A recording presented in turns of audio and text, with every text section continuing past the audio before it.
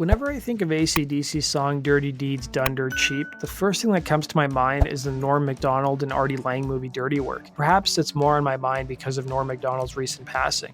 But the film perfectly encapsulates the message of the song, probably why it was licensed for the film. The song tells the story of a hitman that you can hire to deal with your problems. Dirty Work, loosely inspired by the song, tells the story of two loserish guys who start a business, which you can hire them to get revenge on people. But what inspired the AC/DC track? It's not exactly what you might expect, and it would result in a pretty funny lawsuit.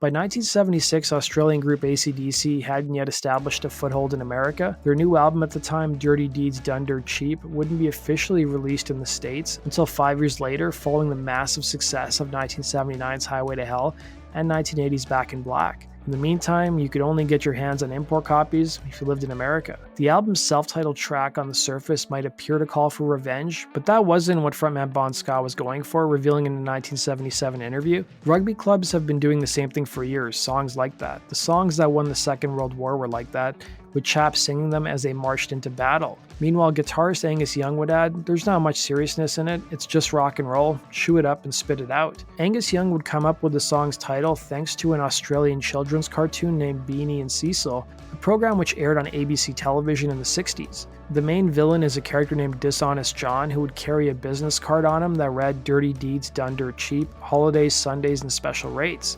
The lyrics "Just ring 362-436. This line had two meanings. This was meant to be a phone number, and it was also used to describe the measurements of an hourglass-figured woman if you grouped the numbers together, 36, 24, 36. A year later, the Commodores used the same measurements to describe a woman in their song Brick House, and rapper Sir Mix-a-Lot referenced the lyrics in his 1992 hit song Baby Got Back. It would be that 6-digit phone number that created some legal problems for the band and their record label. In 1981, a couple from Libertyville, Indiana named the Whites filed a $250,000 lawsuit against the band's American label Atlantic Records, as well as AC/DC and its distributors for invasion of privacy. The lawsuit was filed in Lake County, Illinois Circuit Court after the couple received hundreds of prank phone calls.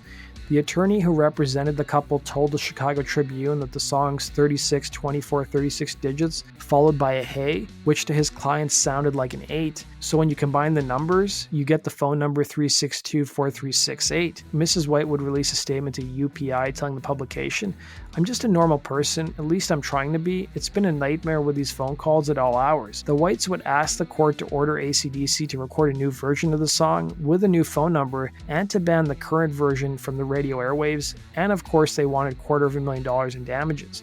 The Whites' lawsuit would fail, but they soon changed their number to 867-5309. The single would be released in Australia on October 5th in 1976 and wouldn't be released in America until 1981. Peaked at number 4 on the US mainstream rock charts and is one of the band's most popular songs. The album, meanwhile, will be certified 6 times platinum stateside. That does it for today's video, guys. Thanks for watching. Be sure to like button and subscribe, and we'll see you again on Rock and Roll True Stories. Take care.